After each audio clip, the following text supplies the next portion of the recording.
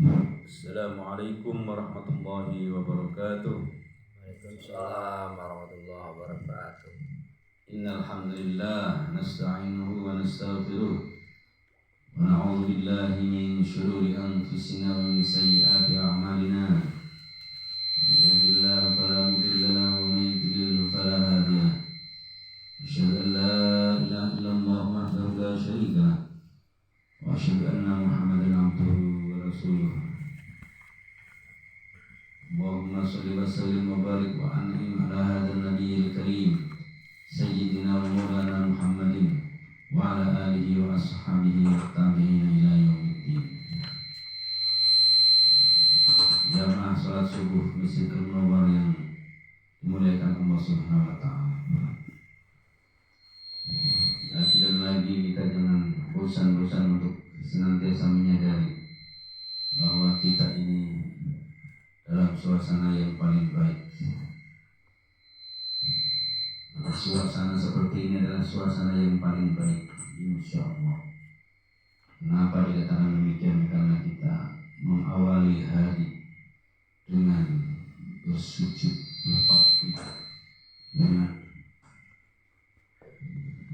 menjalankan suatu ibadah yang merupakan tiang agama, yaitu sholat subuh. Sholat, yakni sholat subuh. Ini belum tentu kita ini bisa selamanya seperti ini. Ini yang perlu sadari. Belum tentu kita selamanya bisa mengawali hari seperti ini. Kita akan baru merasakan betapa nikmatnya suasana seperti ini kalau suatu saat, mudah-mudahan jangan sampai terjadi, tapi ini hanya gambaran saja betapa nikmatnya hidup yang kita isi dengan amalan-amalan agama. Ini cara membayangkannya suatu saat kalau kita dikasih hidup yang jauh dari agama. Entah kapan waktunya, mudah-mudahan sih jangan. Kemudian pada saat itu kita kena ujian, sedang kondisi kita waktu itu lagi jauh dari agama, sholat lama gak dikerjakan, maksiat bergelima, tiba-tiba kena musibah jeger, lalu pagi-pagi melamun ingat bahwa saya sekarang Mahaji Rusmadi masih nikmat sekali, malah nangis gitu. Makanya hatinya berbahagia ini benar-benar kita harus menyadari benar-benar bersyukur kepada Allah Subhanahu wa taala. Harapan kita, doa kita, keinginan kita, permintaan kita, permohonan kita kepada Allah, yaitu ingin tetap diistiqomahkan amaliyah kita, iman kita, Islam kita, ihsan kita, diistiqomahkan dan terus minta ditingkatkan kualitasnya. Itu karena kehidupan itu nikmatnya itu sebenarnya ada di sini, di mana? Di agamanya Allah. Ketika kita taat kepada Allah, itulah nikmat. Sebenarnya itu. Adapun kenikmatan-kenikmatan yang kita lihat dari orang-orang lain yang kelihatannya nikmat, yang jauh dari agama, itu sebenarnya kenikmatan yang semu, gak ada kenikmatan. Tapi itu kelihatannya asik pak, itu pak, bawa cewek kemana-mana, asik. Kalau kita tahu di balik melakukan maksiat itu apa, kita takut. Di balik melakukan maksiat itu apa, kalau kita tahu itu, kita takut. Dan kalau kita tahu di balik mengamalkan perintah Allah itu apa, wah kita pasti akan ngejar kan. Cuman karena kita bodoh saja, kita ngelihatnya pakai hawa nafsu. Pakai hawa nafsu kelihatannya nikmat tuh, bawa cewek, demplon, pegang-pegang, padahal Masya Allah. Dalam satu hadis itu dikatakan, seorang lelaki yang menyentuh kulit perempuan yang bukan hal yang tidak halal, maka lebih baik kepalanya dijahit pakai mesin jahit dari besi. Coba. Berani itu orang-orang yang melakukan perbuatan seperti itu, berani gitu kepalanya dijahit pakai mesin jahit besi. Wow, kebayang. Belum lagi kalau ingat ancaman berzina umpamanya, bagi yang sudah menikah itu dirajam. Dirajam itu apa? Dimasukkan badannya itu ke dalam tanah, kemudian tinggal kepalanya doang, tongol. Lalu dilemparin batu segede-gede kepala tangan. Sampai kapan Pak? Bukan 1, 2 kali, 3 kali batu dilemparkan sampai mati. Itu akibat dari apa? Zina. Apa nggak ngerti itu? Itu ancaman dunia. Kalau mamanya masih masih kejam, mamanya mudah-mudahan sih jangan kejam, pengampunnya. Di akhirat nanti ada dosa, ada ancaman lagi. Woi, ngeri pokoknya. Bagi orang-orang yang menyadari akan apa yang ada di balik kemaksiatan, gak bakalan mau. Dan kalau toh kita melakukan kemaksiatan, enaknya seberapa? Coba apa sih enaknya itunya? Kalau yang sudah tahu mah paling begitu doang.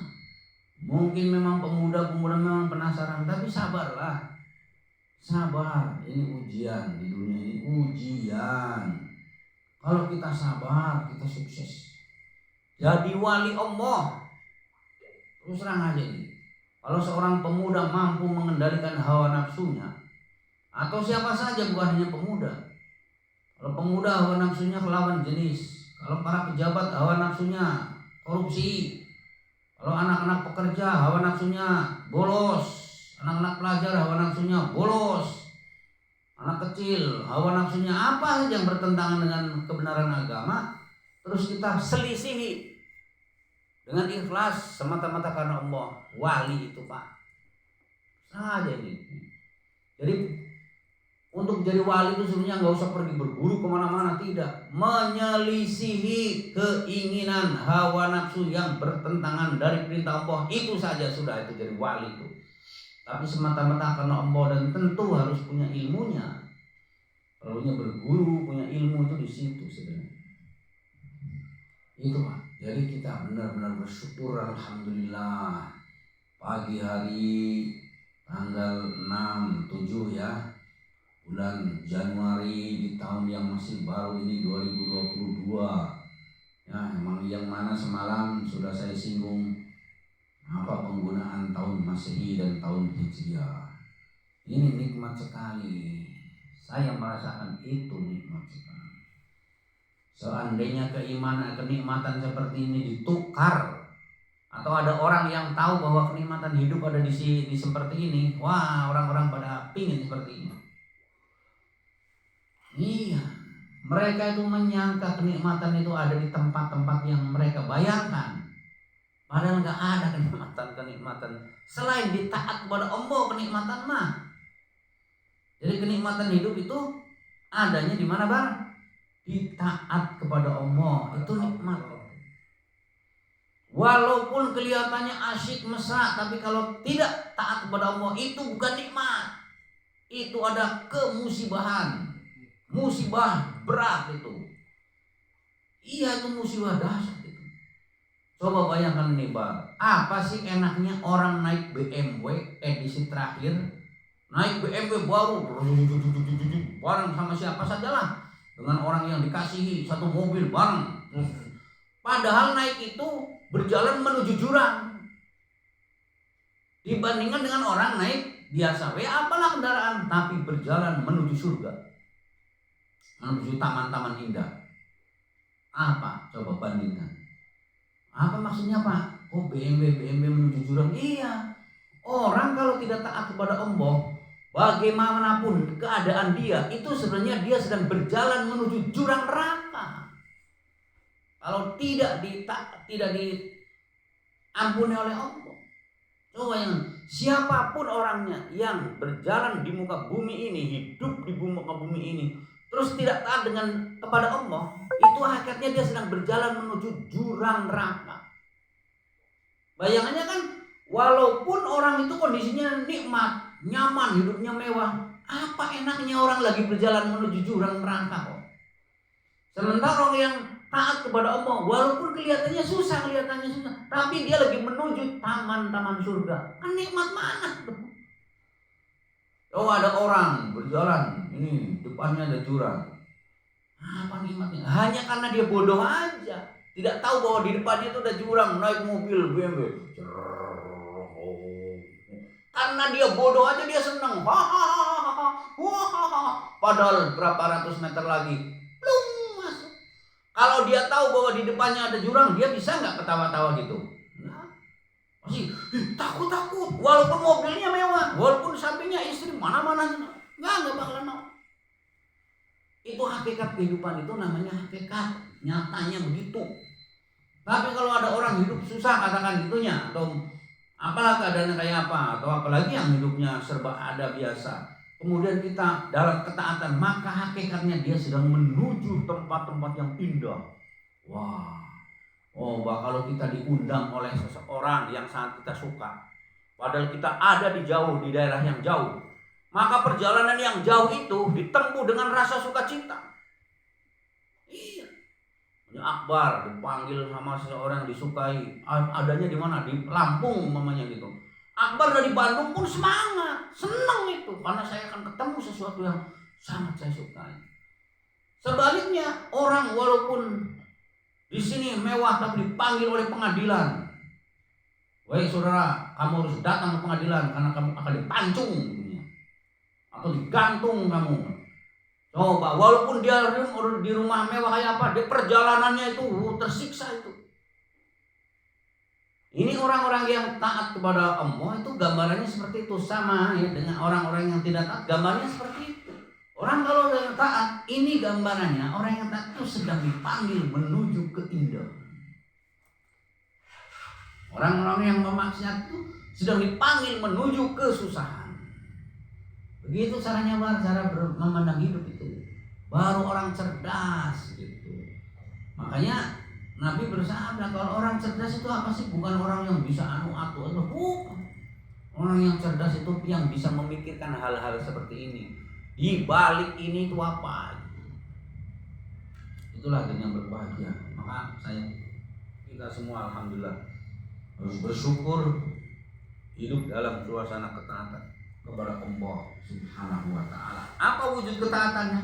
Ya tadi, sholati subuh berjamaah, kita bisa berzikir, kita bisa berdoa, kemudian kita lanjut sekarang untuk thalabul ilmi. Apakah ini bukan ketaatan?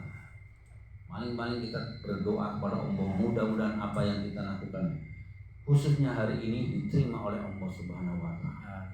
Dan tentunya ke depannya gitu. Adapun waktu yang sudah lalu-lalu itu tahun 2021 sana itu kita paling berdoa. Mudah-mudahan yang baik-baik amalan kita diterima, yang jahat-jahat, yang jelek-jelek amalan kita diampuni oleh Allah Subhanahu wa taala. Paling tidak jangan sampai kita mati dalam keadaan membawa dosa. Mati dalam keadaan kita berharap kepada Allah karena hanya Allah yang bisa segalanya. Ya, mati dalam keadaan kita bersih, husnul khotimah, dengan hati keridhaan kepada Allah, rela ridho. Dan dengan teman-teman yang dulu punya masalah, selesai sebelum kita mati, selesai. Sehingga nanti di akhirat kita tidak ada urusan dengan orang-orang lagi. Urusan kita tinggal menerima ke pahala balasan dari Allah SWT. Itu aja. Maka menghadapi tahun 2002 ini yang baru ini, usahakan isilah dengan kegiatan-kegiatan yang positif baik. Kita bergaul dengan teman-teman pun positif, pergaulan yang fair, itu yang baik, yang fair, yang soleh, yang sesuai, yang cocok dengan aturan agama, dengan aturan masyarakat, dengan aturan-aturan yang ada. Nanti kita hidup akan nikmat. Meskipun kita di dunia pun, kalau kita menjalani kehidupan dengan seperti itu, maka kita hidup sudah seperti di surga. Karena dalam pandangan saya itu dunia dan akhirat itu nyambung terus. Jadi kalau kita mau masuk ke surga, di sini tetap indah, nikmat, walaupun tidak harus selalu serba ada, harus kaya raya, enggak. Karena kebahagiaan itu kaitannya adalah dengan hati, bukan dengan sarana prasarana, fasilitas dan lain sebagainya. Syukur-syukur hatinya penuh dengan kesyukuran, sarana prasarana lengkap. Tapi ingat, sarana prasarana itu adalah alat, bukan tujuan. Jadi alat, yang namanya alat itu kan tergantung yang memakai. Kalau yang memakainya hatinya penuh dengan kesyukuran, maka alat apapun menjadi nikmat. Sebaliknya, kalau hati yang menggunakan itu adalah penuh dengan burak itu naon, tidak penuh dengan kesyukuran, maka alat walaupun lengkap semuanya tidak ada manfaat. Begitu. Alhamdulillah, dunia berbahagia. Itulah pembukaan ya, pembukanya panjangnya. Kita lanjut dengan kemarin sudah pembukaan ya, muqaddimah kitab ini Arba'in Nawawiyah. Kita sekarang hadis yang pertama. Bismillahirrahmanirrahim. Al-hadits al-awwal. Sebelumnya kita hadiah Fatihah dulu kepada para masyayikh kita, khususnya para pengarang kitab ini, dan tentu juga pada Nabi Muhammad SAW. Al-hadiniya wa kullina Al-Fatihah. A'udzubillahi minasyaitonir rajim. Bismillahirrahmanirrahim. Alhamdulillahi rabbil alamin. Arrahmanir rahim. Maliki yaumiddin. Iyyaka na'budu wa iyyaka nasta'in. Ihdinas siratal mustaqim. Siratal ladzina an'amta 'alaihim ghairil maghdubi 'alaihim waladdallin. Saya buku deh Pak, itu kan lakban. Saya? Wah, saya bawanya cuma satu. Iya. Dibaca Pak supaya tahu ini cara bacanya makin lancar. Kalau semakin sering baca, semakin lancar. Ada itu ayam.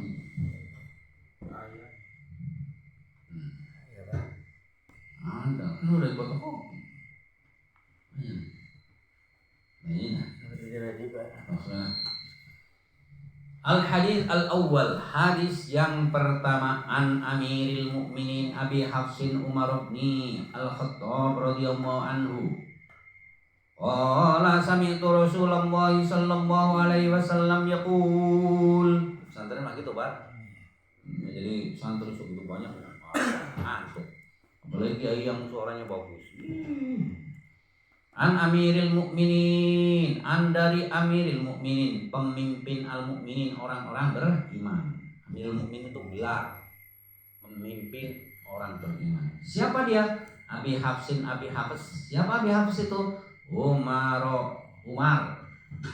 Kenapa Umar? Iya, dia namanya apa? Isim ghair munsharif. Isim ghair munsharif, bukan Umari, Umaro. Isim ghair munsharif. Ya, isim ghair munsharif itu isim yang tidak menerima tanwin. Kalau khofat atau jar cirinya fathah. Umaro bin itu anak laki-lakinya Al-Khattab, Bapak Khattab. Radhiya, mudah-mudahan meridhoi, siapa yang meridhoi Allah anhu terhadapnya, nyanyi pada siapa? Amirul Mukminin atau Umar lah. Qala, dia berkata, dia siapa? Dia Umar. Ya, Umar berkata begini, sami'tu, saya mendengar Rasulullah sallallahu alaihi wasallam, Rasulullah utusan Allah yaitu Nabi Muhammad sallallahu, mudah-mudahan Allah memberkati Allah alaihi kepada Nabi Muhammad wasallam dan memberi keselamatan. Yaqulu, bersabda, kata Umar itu, saya dengar Rasulullah SAW bersabda. Apa sabdanya? Innamal a'malu binniyat wa innama likulli imri'in ma nawa. Faman kanat hijratuhu ila Allah wa rasulihi fa hijratuhu ila Allah wa rasulihi ila akhir hadis. Panjang ya hadisnya. Ini ada sabda Nabi. Gimana sih sabda Nabi itu gimana? Ini. Innamal a'malu, innama hanyalah, innama itu hanya, inna sesungguhnya kalau dikasih mak hanya. Al a'malu yang namanya amal-amal perbuatan itu binniyati, didasari berdasarkan niat. Niat binniyati wa innama, dan hanyalah likulli, setiap, bagi setiap imri'in seseorang, dapat sesuatu, nawa yang telah dia niatkan. Paman maka barang siapa kanat ada, apa adanya, apanya yang ada, hijratu hijrahnya. Hijrah zaman dulu kan Nabi Muhammad sabda di sini kan baru beberapa tahun yang lalu hijrah. Jadi masih suasana hijrah itu masih hangat. Paman barang siapa kanat ada, siapa yang ada, hijratu hijrahnya man, hijrahnya orang itu ilallahi, karena Allah, menuju kepada Allah, menuju pada perintah Allah, wa rasulih, dan kepada rasulnya. Fa hijratuhu, maka pahala hijrahnya ilallahi, mendapatkan pahala kepada Allah atau dari Allah, wa rasulih, dan dari utusan Allah. Waman, dan barang siapa kanat ada, apanya yang ada, hijratuhu hijrahnya man, itu hijrahnya orang itu, di dunia, untuk dunia.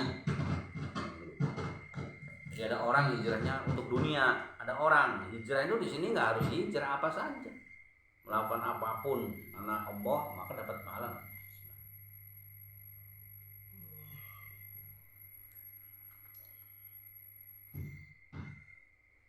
Yusibuha, yang akan menimpanya atau memperolehnya.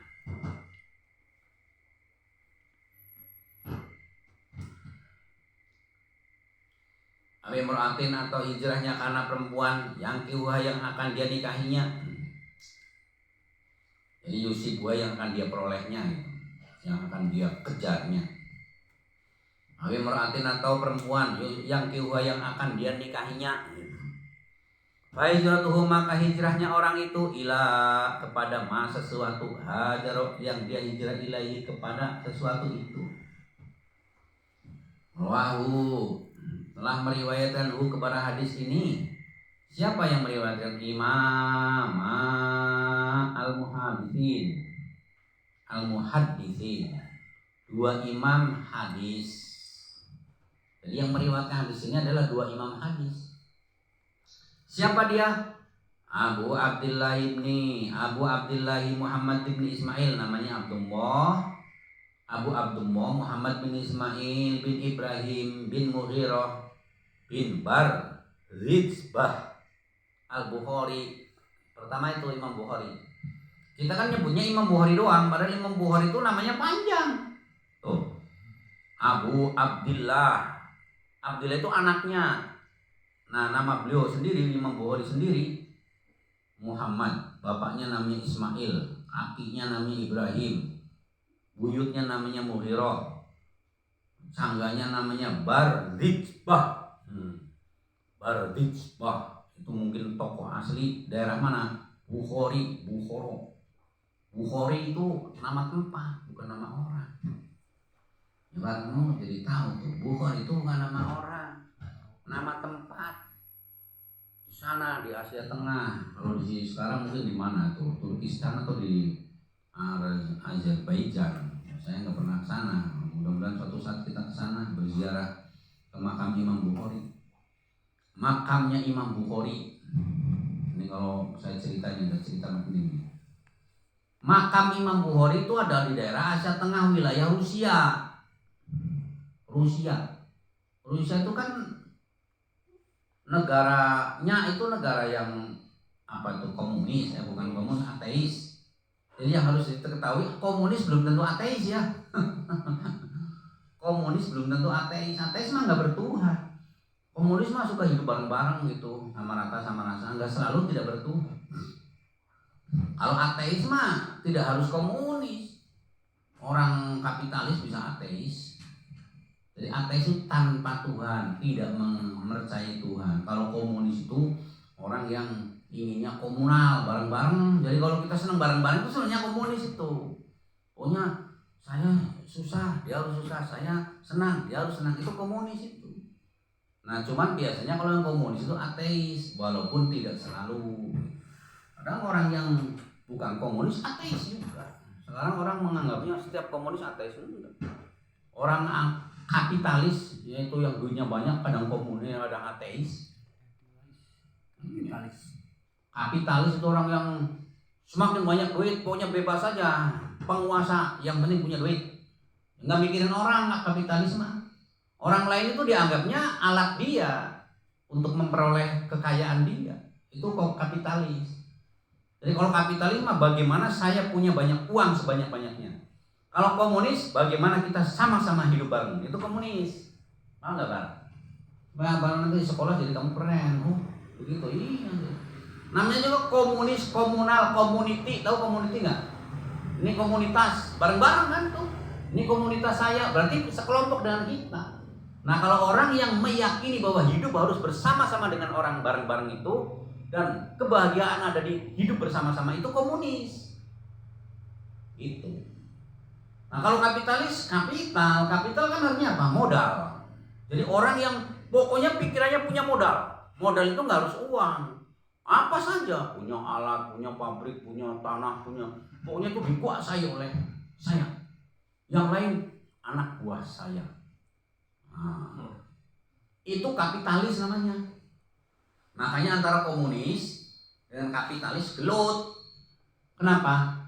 Ya karena kalau kapitalis mah individualis. Jadi kalau kapitalis individualis, yang penting saya. Kalau komunis sosialis. Ini sosial. Apa jurusannya apa? Sosiologi, sosial apa? IPA. Nah, lo harus tahu tuh nanti. Kalau nanti gurunya menjelaskannya, ini jadi kamu tambah kuat. Oh, Pak Boris, sosial itu. Jadi orang-orang sosial itu hidup mau bersama-sama. Itu sosialis, itu komunis. Ngerti nggak? Ya, kalau paham kayak gini, jadi nanti tahu. Nah, baik sosialis maupun kapitalis bisa ateis. Ngerti nggak? Baik komunis maupun kapitalis bisa ateis. Ateis mah nggak percaya sama Tuhan. Bahkan orang beragama pun bisa ateis. Kenapa? Kalau orang dalam beragama itu bosen dia. Sholat terus tapi hidupnya susah kayak gini. Wah, Gusti Allah naon mah geus we lah. Aing mah teu percaya Gusti Allah, ateis eta. Ya. Jadi ateis mah bisa dari orang beragama ke bisa. Komunis bisa ateis, kapitalis bisa ateis. Cuman sekarang orang pada umumnya menganggap komunis itu pasti ateis, enggak. Gitu. Nah, orang yang ateis ini yang memang sangat berbahaya. Orang kapitalis kalau berlebihan juga sangat berbahaya. Orang komunis juga sama, kalau berlebihan harus berbahaya. Kenapa sih bahaya? Karena semuanya itu baik kapitalis maupun komunis itu sama-sama menuhankan selain Allah. Artinya bahayanya di situ. Komunis menuhankan selain Allah, iya, yang penting demi kelompoknya. Salah benar kelompok saya pokoknya. Itu komunis. Kalau kapitalis ajen teuing menyakiti orang, yang penting saya tambah kaya. Kan berarti menuhankan harta. Itu bahayanya. Semuanya itu masing-masing itu kalau dijalankan dengan benar itu bagus. Itu. Asal jangan melanggar agama. Kapitalis memang boleh, Pak. Boleh dalam Islam kan boleh mempunyai sesuatu kan boleh. Kalau nggak punya sesuatu gimana nggak bisa zakat atau? Jadi kenapa kita bisa zakat? Karena kita kapitalis, tapi kapitalisnya yang ada aturan agama. Kalau kapitalis yang tanpa agama kan nggak kenal zakat, nggak kenal sedekah. Jadi Islam itu ada di antara komunis dan di antara kapitalis. Karena apa? Ada Tuhan, Allah Subhanahu Wa Taala. Ini yang membedakan. Paham nggak, Bang? Kamu harus punya wawasan luas. Satu ngaji sama dokter harus mandi, santrinya dokter mandi harus punya. Oh gitu ya, kapitalis dan komunis. Jadi harus paham. Kalau ada orang bilang komunis, kapitalis harus jelas. Oh, komunis ini orang yang itu, kalau kapitalis orang yang itu. Kita ini ada di Islam. Apa Islam itu? Ada Allah Subhanahu Wa Taala yang memberi petunjuk lewat Muhammad Rasulullah SAW ini. Dan Nabi Muhammad punya sahabat, ini petunjuk kita. Sahabat punya murid tabiin, ini petunjuk kita. Tabiin punya murid-murid sampai ke kiai-kiai, ulama-ulama, ustadz-ustadz, habib-habib yang menunjukkan pada jalan kebaikan. Itu Islam itu. Ya Bang, paham nggak Bang? Nah ini yang namanya, kan ini yang meriwayatkan dua imam ya. Imam muhaddisin, muhaddis itu ahli hadis. Namanya Abu Abdullah ya. Ya inilah yang dikenal Bukhari. Imam Bukhari itu nama aslinya itu. Siapa nama aslinya Bang? Tuh ini sahabat tuh. Abu Abdillah Muhammad bin Ismail bin Ibrahim bin Mughirah bin Bardizbah. Ini dari nama Bardizbah berarti bukan orang Arab. Jadi Imam Bukhari itu bukan orang Arab. Taunya dari mana itu di kitab yang diajar sama Pak Bukhari itu kaset teh. Jadi Imam Bukhari bukan orang Arab. Orang Bardizbah itu bukan nama Arab kan? Ini mungkin orang apa itu? Pokoknya yang jelas bukan orang Arab lah. Tapi kenapa Imam Bukhari sampai demikian terkenal padahal bukan orang Arab? Orang Asia. Asianya Asia kayak kita kan Asia juga, kita mah Asia Tenggara. Beliau mah mungkin Asia Tengah. Nah, beliau ini ada kisah nih. Beliau kan wilayah Rusia ya. Ya, suatu ketika Indonesia dipimpin oleh presiden pertama itu Soekarno, itu ada kabar ke Presiden Soekarno. Wahai Tuan Besar, Panglima, Presiden Soekarno kan gelarnya banyak Soekarno ya. Itu ada info bahwa kuburan Imam Bukhari itu rusak, nggak ada yang mempedulikan. Makam Imam Bukhari itu nggak ada yang mempedulikan di tanah kelahirannya sana di Rusia. Itu wilayah Rusia. Nah, sedang Imam Bukhari kan siapa dia? Imam Bukhari adalah karyanya adalah kitab kedua setelah Al-Quran, dipercaya oleh orang Islam. Itu jadi dalam Islam itu barunya kamu harus tahu bahwa kitab yang paling benar dalam Islam itu pertama Al-Quran, yang kedua karya Bukhari ini, hadis Bukhari.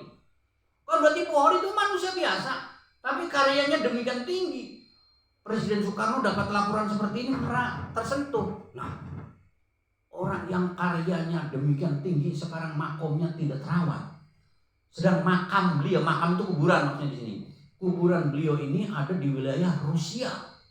Waktu itu kan Presiden Soekarno orang Indonesia ya, lagi ada hubungan baik dengan Rusia. Siapa presidennya waktu itu? Siapa lupa saya. Pokoknya orang Rusia lah. Bukan Gorbachev yang jelas. Sebelum Gorbachev, Stalin apa sama lah pokoknya gitu. Nah, katakan Stalin lah kalau toh salah ya maaf lah. Maka Presiden Soekarno peduli nih. Enak aja nih ya, imam saya, Imam Bukhari, makamnya enggak diurus di negara teman saya. Kan itu antar presiden lah bisa teman kan? Seperti antar kepala desa bisa teman kan? Antar camat bisa teman. Nah, antar negara pemimpinnya bisa teman. Gitu. Maka Soekarno waktu itu temannya kan itu, apa itu Stalin katakan itu, presiden Rusia. Ditelepon sama Soekarno, "Woi, gimana oi?" gitu kurang lebih itu. "Damang oi." gitu. Waktu itu Rusia kan punya kepentingan dengan Indonesia. Paham enggak, Bang? Ini supaya kamu tahu nih ngaji ini bukan sembarang ngaji, ini ustadznya ustadz keren ini masalahnya nih. Sampai macam-macam ilmu, bukan sombong bukan. Ini mah supaya kamu yakin bahwa ini pengajian ini bukan sembarangan. Di mana-mana kamu kuliah pun belum tentu dapat materi kayak gini. Tingkat tinggi. Iya, ini kuliah pun belum tentu dapat materi kayak gini. Dimanapun belum tentu. Hanya Allah yang menentukan lah begitu. Jadi Rusia kan dulu punya kepentingan untuk menguasai Indonesia supaya paham komunis dia tuh masuk ke Indonesia kan gitu. Ini tentu sebelum tahun 1965 ini kejadian ini. Nah, maka ketika Rusia itu mau menguasai Indonesia atau mau menyebarkan paham-pahamnya ke Indonesia, nah Soekarno kan tahu ini. Ini Rusia ini teman saya itu presiden itu punya kepentingan mau menyebarkan pahamnya kan gitu. Sedang saya punya imam besar namanya Bukhari, Imam Bukhari. Kuburannya ada di wilayah teman saya itu. Saya akan minta tolong dia. Bahasanya kurang lebih lah gitu cara berpikirnya. Maka suatu ketika itu presiden Rusia itu yang namanya siapa tadi? Ya?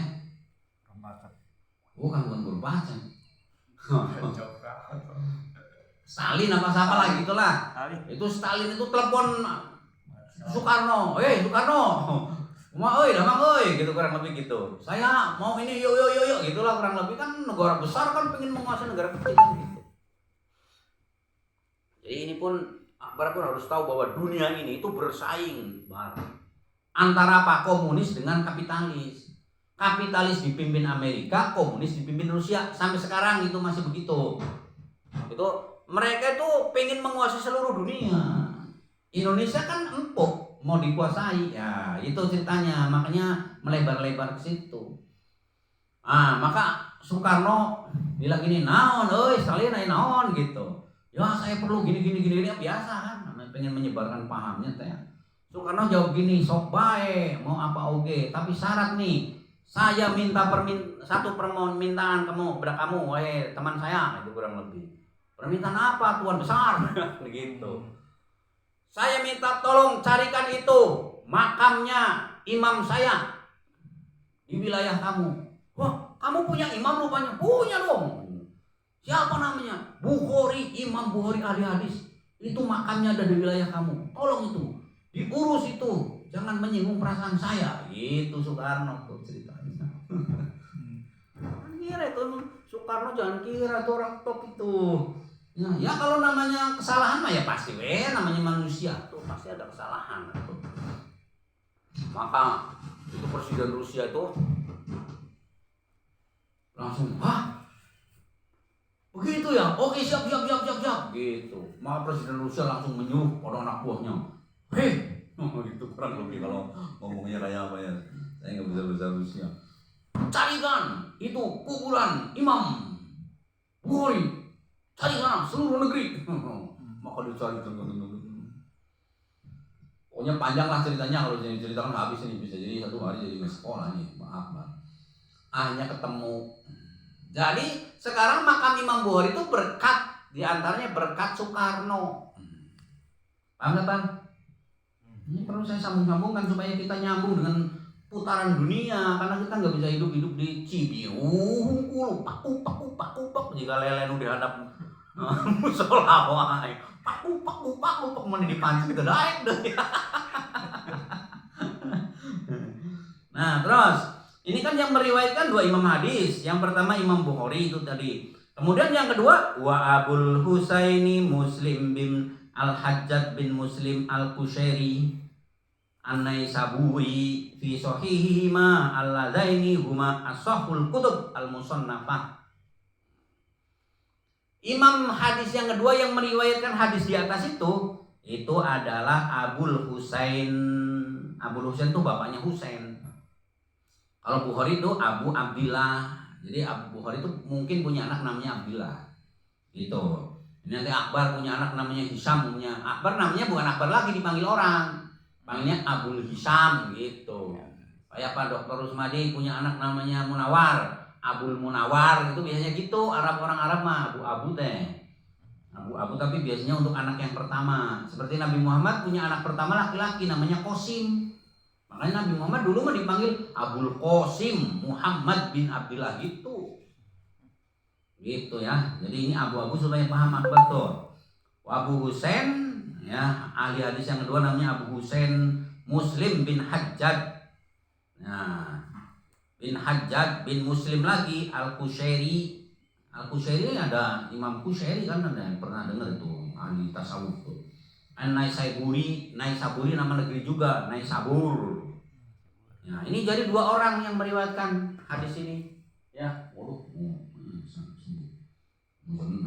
fi sahihima, di dalam kitab sahihnya, fi sahihaihima, di dalam kedua kitab sahihnya. Kan Imam Bukhari punya kitab sahih Bukhari. Imam Muslim juga punya kitab sahih Muslim. Gitu. Imam Bukhari kitab sahih Muslim, sahih Bukhari itu kitab yang paling top. Isi kitabnya hadisnya sekitar 7.000 sekian. 7.000 sekian hadis. Imam Bukhari sendiri itu hafal hadis ratusan ribu. Ratusan ribu, bahkan mungkin bisa jutaan hafal. Tapi dikumpulkan yang sahih saja sekitar 7.000 sekian ratus. Nah, kata peneliti, saya belum pernah meneliti, dari 7.000 sekian itu banyak yang berulang. Kalau tidak berulang ya sekitar 2.000 sekian. Ya, Imam Bukhari wa Muslim dan Imam Muslim juga. Imam Bukhari gurunya Imam Muslim. Kalau nggak salah ya selisih meninggalnya mas sedikit. Imam Bukhari kalau nggak salah meninggal 256. Kalau Imam Muslim 264 hijrah kalau nggak salah atau 61 hijrah. Ya, jadi masih imam ulama salaf namanya. Bukhari Muslim itu masih ulama salaf. Karena ulama salaf itu para ulama mengatakan batasnya 300. Ya. Al-Ladza ini di mana kedua kitab sahih dua orang itu tadi, huma keduanya itu as-sahhul kutub, kitab yang paling sahih, al-musannafah yang disusun. Nah, ini baru penjelasan tentang hadis ini diriwayatkan oleh dua orang imam. Insyaallah tentang isinya apa? Insyaallah malam minggu depan ya. Sabtu Jumat depan. Karena ini waktunya udah siang ya. Jadi kita tutupkan sampai di sini, mudah-mudahan ada manfaat dan mudah-mudahan diterima oleh Allah Subhanahu wa taala. Amin. Subhanallah bihamdi subhanallah wa bihamdika asyhadu an la ilaha illa anta astaghfiruka wa atubu ilaik. Wa mul muwaffiq ila matariq wa sallallahu ala sayyidina Muhammadin wa ala alihi wasallam. Alhamdulillahil alamin. Assalamualaikum warahmatullahi wabarakatuh. Waalaikumsalam warahmatullahi wabarakatuh.